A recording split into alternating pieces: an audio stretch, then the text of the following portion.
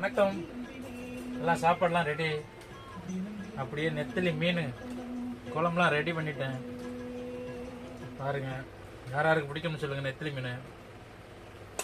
அப்புறம் நம்ம ஊர் கீரை கீரை. அப்புறம் நம்ம தலைவர்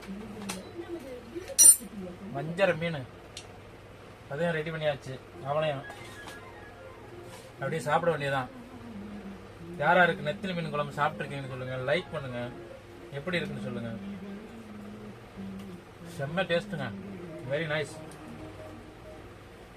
சாப்பாடோட அப்படியே அந்த வஞ்சர மீன் சேர்த்து சாப்பிட்டு பாருங்க.